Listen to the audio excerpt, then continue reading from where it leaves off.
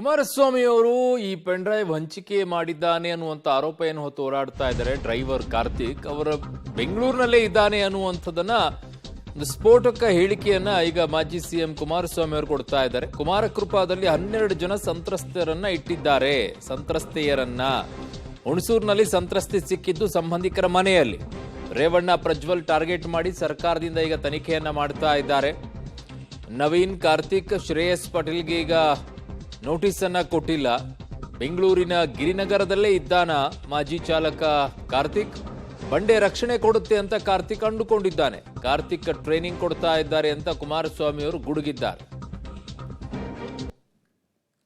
ಈ SITಯ ರಚನೆ ಆದಮೇಲೆ ನಾನು ಗೃಹ ಸಚಿವರಿಗೆ ಕೇಳಲಿಕ್ಕೆ ಬಯಸ್ತೀನಿ, ನೀವು ನಿಮ್ಮ SITಯ ಒಂದು ತನಿಖೆ ಲಿಮಿಟೇಷನ್ನ ಓನ್ಲಿ ರೇವಣ್ಣ ಮತ್ತು ಪ್ರಜ್ವಲ್ ರೇವಣ್ಣ ಅವರ ಹಿನ್ನೆಲೆಯಲ್ಲಿ ಮಾಡ್ತಾ ಇದ್ದೀರೋ.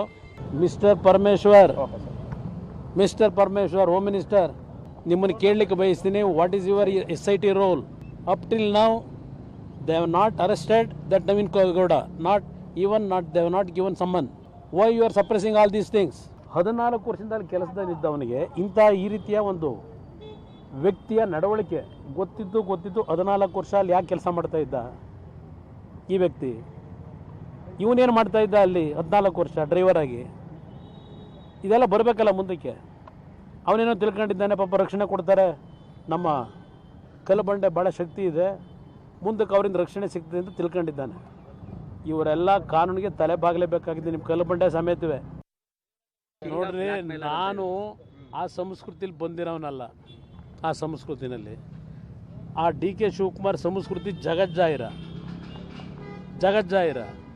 ಅದರಿಂದ DK ಶಿವಕುಮಾರ್ನ ಹೇಳಿಕೆ ಏನು ಬೇಕಾದ್ರೂ ಕೊಟ್ಕೊಳ್ಳಿ. ಎಷ್ಟು ಗಂಟೆಗೆ ಕರ್ಕೊಂಬಂದ್ರು ಅವ್ರನ್ನ ಎಲ್ಲಿಂದ ಕರ್ಕೊಂಬಂದ್ರು? ಮಾಜಾರು ಮಾಡಿದ್ದಾರಾ? ಆ ಹೆಣ್ಮಗಳು 4 ದಿನದಿಂದ ಕೂರಿಸ್ಕೊಂಡವ್ರಲ್ಲ, ಅಪಹರಣ ಆಗಿದೆ ಅಂತೇಳಿ ಅವ್ರನ್ನ ಎಲ್ಲಿಂದ ಕರ್ಕೊಂಬಂದ್ರು ಪೊಲೀಸ್ನವರು? ನಿಮಗೆ ಎಲ್ಲ ಬಂದಿದ್ದ ಮಾಹಿತಿ ಯಾವುದೋ ತೋಟದಿಂದ ಕರ್ಕೊಂಬಂದ್ರು ಅಂತ. ತೋಟದಿಂದ ಕರ್ಕೊಂಬಂದ್ರ 40 ಜನ ಹೋಗಿ ಆ ತೋಟದಲ್ಲಿ ಸರ್ಚ್ ಮಾಡಿದ್ರಲ್ಲ ರಾತ್ರಿ. ಆ 40 ಜನ ಸರ್ಚ್ ಮಾಡಿ ಅಲ್ಲಿ ಹುಡುಕಿದ್ರ ಆಯಮ್ಮನ ಎಲ್ಲಿಂದ ಕರ್ಕೊಂಬಂದ್ರಿ? ಆಯಮ್ಮನ ಕರ್ಕೊಂಬಂದಿದ್ದು ನಿಮ್ಮ ಹುಣಸೂರಿನ ಕರಿಗೌಡ ರಸ್ತೆಯಲ್ಲಿ ಇರ್ತಕ್ಕಂಥ ಅವ್ರ ರಿಲೇಷನ್ ಮನೆ, ಯಾರೋ ಪವಿತ್ರ ಅಂತೇಳಿ, ಅವ್ರ ಮನೆಯಿಂದ ಯಾವನೋ DSP ಹೋದ ಕರ್ಕೊಂಬಂದ. ಆ DSPಗೂ ಯಾರು ಮಾಹಿತಿ ಕೊಟ್ಟರು? ಇವೆಲ್ಲ ದೊಡ್ಡ ಇಶ್ಯೂ ಇದೆ. 4 ದಿನ ಆಯಿತು, ಜಡ್ಜ್ ಮುಂದೆ ಯಾತಕ್ಕೆ ಇನ್ನೂ ಪ್ರೆಸೆಂಟ್ ಮಾಡಲಿಲ್ಲ? 12 ಜನ ಆ ಒಂದು ಅಪಹರಣಕ್ಕೆ ಒಳಗಾಗಿರ್ತಕ್ಕಂಥದ್ದು ಅಂತ ಏನು ಆಪಾದನೆ ಮಾಡಿದ್ದೀರಿ, ಅವ್ರ ಕುಟುಂಬದ 12 ಜನಗಳನ್ನು ಕಳೆದ 3 ದಿನದಿಂದ ಕರ್ಕೊಂಬಂದು ಕುಮಾರಕೃಪಾ ಗೆಸ್ಟ್ ಹೌಸಲ್ಲಿ ರಾಜಾತಿಥ್ಯ ಕೊಟ್ಟು ಇಟ್ಕೊಂಡಿದ್ದೀರಲ್ಲಪ್ಪ. ಯಾಕೆ ಇಟ್ಕೊಂಡಿದ್ದೀರಿ? ಈ ಇಶ್ಯೂನಲ್ಲಿ ನಾನು ಪ್ರಜ್ವಲ್ ರೇವಣ್ಣವ್ರ ಪರವಾಗಿ ಅದು ಮಾಡಲ್ಲ. ಸತ್ಯಾಸತ್ಯತೆ ಹೊರಗೆ ಬರಲಿ, ನಾನು ಅವರಿಗೆ ಡಿಫೆಂಡಿಂಗಾಗಿ ಮಾತಾಡಲ್ಲ. ಓನ್ಲಿ ರೇವಣ್ಣ ವಿಷಯದಲ್ಲಿ ಸರ್ಕಾರ ಯಾವ ರೀತಿ ನಡ್ಕೋತಾ ಇದ್ದೀರಿ ಅದಷ್ಟೇ ಅಲ್ಲ, ಈ ಪ್ರಕರಣವನ್ನು ನೀವು ಯಾವ ರೀತಿ ಅಧಿಕಾರ ದುರುಪಯೋಗ ಪಡಿಸ್ಕೊಂಡು ಇವತ್ತು ಯಾವ ರೀತಿ ತನಿಖೆ ನಡೀತಾ ಇದೆ, ಇದನ್ನು ಅವರೆಲ್ಲ ಸೇರಿ ಸಮಜಾಯಿಷಿ ಕೊಟ್ಟುಕೊಳ್ಳಿ ಮಂತ್ರಿಗಳು. ನಾನು ಈ ಸಬ್ಜೆಕ್ಟ್ನಲ್ಲಿ ಏಕಾಂಗಿಯಾಗಿ, ನಾನು ರೇವಣ್ಣವರ ಸಂಬಂಧಿಕನಾಗಲ್ಲ, ರೇವಣ್ಣವರ ರಕ್ತ ಸಂಬಂಧಿ ಆಗಲ್ಲ.